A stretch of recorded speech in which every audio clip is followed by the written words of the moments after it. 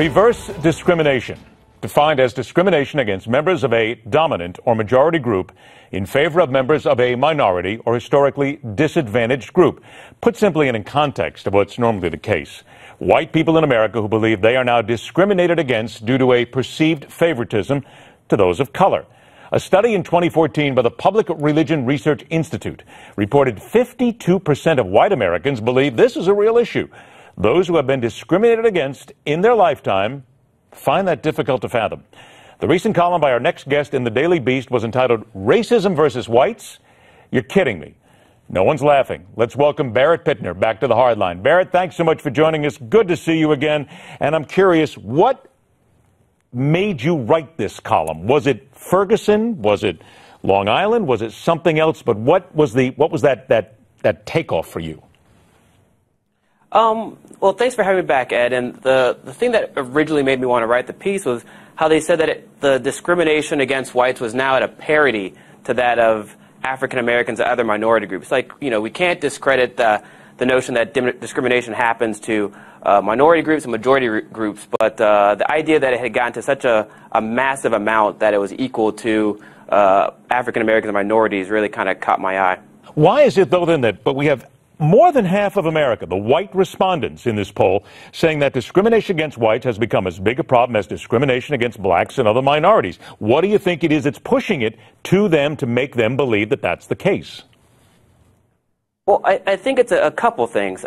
First of all, like, there's the big movements like Black Lives Matter, which are talking about these big systemic racism issues like criminal justice system, policing, that's on a macro level. And due to African Americans have more agency in society and being able to openly talk about certain structural grievances, they now are talking more openly to white Americans about these problems, and then white Americans will start feeling as though they're being attacked, or that this macro issue is actually being talked about at a micro level. And so I think the more fluidity of the discussion and making more of these grievances kind of open has kind of made people feel, you know, a bit more tension when it's, you know, actually something quite constructive. Would you agree, though, that there are white people now who believe that groups like Black Lives Matter are given a break, are given much more leeway than others, because many people believe that because the black population has been discriminated against for so many decades now, that there's a backlash here. We have to make up for that. We have to basically hold the white man more responsible than we normally would, because that's the politically correct thing to do. Would you not agree that that exists in America? Well, I guess the key part would be identifying the other groups that we're comparing Black Lives Matter to see how much leeway they're being given. I think Black Lives Matter is it's 1 year old. It's new. There's a lot of it's fairly disorganized and kind of evolving.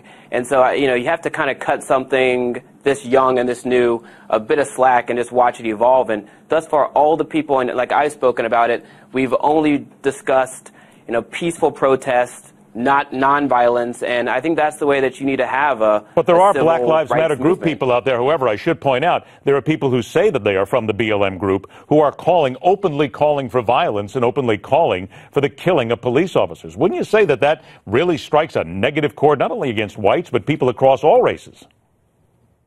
Yeah, without a doubt. Anybody that's actively talking about inflicting violence on any group, black, white, Asian, Hispanic, anyone, we should always condemn that. They're misappropriating a perfectly good and peaceful movement for negative means, and there's no way you should condone that. Here's Donald Trump. He was on the O'Reilly Factor on Tuesday, and somebody was asking him there what he thought of the Black Lives Matter group. Here's what he said. I think they're trouble. I think they're looking for trouble. I looked at a couple of the people that were interviewed from the group. I saw them with hate coming down the street last week talking about cops and police and what should be done to them.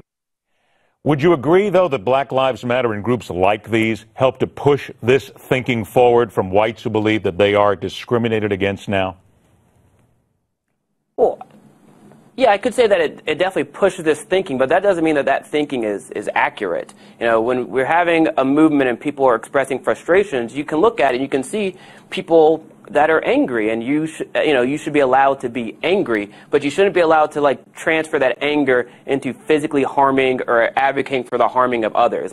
We should allow people to be frustrated and express that and not depict them in a negative light or say that they're promoting, endorsing some sort of violence. They're two completely different things. 20 seconds left. You would say that there is no racism versus whites? So the reason I wrote the article was that they said that racism against whites was at a level that was the same as blacks and other minority groups. And I just thought that was way too high. I wouldn't say that, whites don't encounter some sort of racism. That definitely happens. But whether it's to the degree that blacks face when we're talking about institutional, structural racism, I'd have to disagree. It is a fascinating article. It is at thedailybeast.com, Racism versus Whites. You're kidding me. It'll create a lot of discussion. It'll make you think more than once. I suggest you read it. Barrett Pitner, thanks so much for joining us. A pleasure. We'll talk to you again very soon. The Political Animal, anything but politically correct. Up next.